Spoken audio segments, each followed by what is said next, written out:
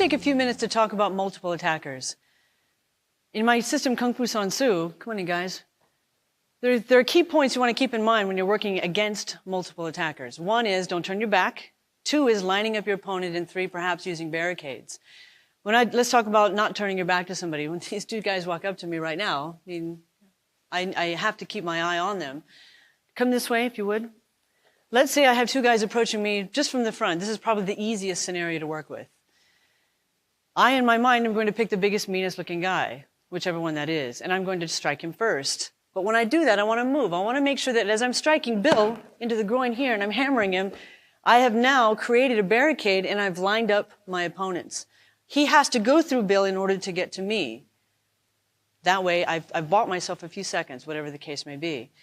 I want to make sure also that my very first strike is a very important strike. I don't want to just, push him off here, because then he's not off balance, he's not really hurt, I've done no damage to this man, and he's going to turn around and come back and attack me again.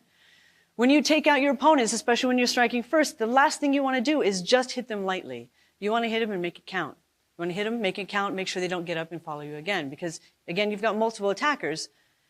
And the last thing you want is that guy getting up and coming after you some more. This way, let's say you've got one guy from the front, one guy from behind, okay?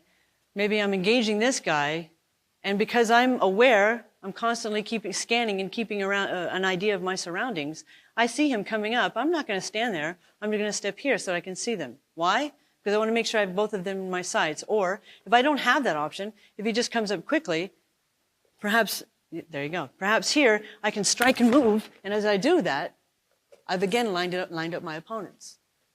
I'm not going to wait for this guy to do something to me. I am going to strike first and get in and move. The key is moving.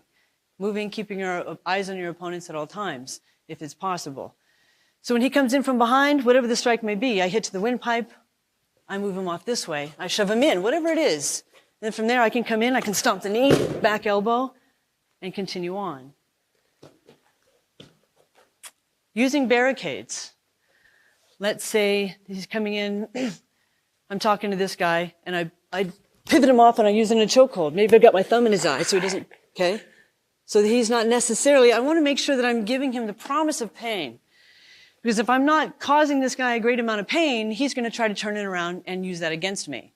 So when I grab him and I've got him in that choke and I've got my finger in his eye, I want to make sure that this guy's in pain. And another thing, I don't want to hang on to him that long. Because if he can get out of that, he'll try. And the last thing I want to do is deal with this guy and have him start fighting back, and all of a sudden, I'm getting nailed in the face. That's the last thing I want. So if I'm going to do that, if I'm going to use this man as a barricade, I want to do it for just a couple of seconds. Got him in, I bring him down, I go in.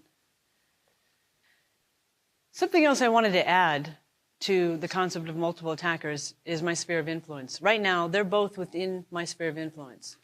And I'm also within theirs. And that's the last place I want to be. So if I do that, I again, want to move, I want to get out of the way. And if I come in here and I grab Bill in that chokehold and I got my thumb in his eye, I'm going to be very mean about it. I'm going to be extremely aggressive about it. I'm going to cause this man as much grief as I possibly can, with the luck that it'll cause him to think, oh my God, this person knows what she's doing or he's doing, and maybe step back for a second. Keep in mind, though, I don't want to stand there and hold on to this guy forever, because it's not going to work.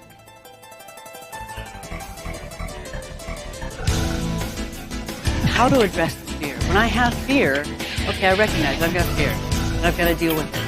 I can either run, I can stand here and freeze, or I can do something. And how do you bring yourself to do something? Well, that takes practice. When you get into class, you practice your techniques over and over and over so that it becomes ingrained into your muscle memory. So that even while your mind is still scared to death, your body takes over and can react the way it needs to. And that's one way you can deal with fear. I'd like to tell you that if you use these techniques that you've learned today in the program in a violent situation or against an attacker, you could face some serious lawsuits or even jail time. In future programs, I'm going to show you something a lot more aggressive. But for now, you have what you need to get started. I'm Kathy Long, and thank you for joining us.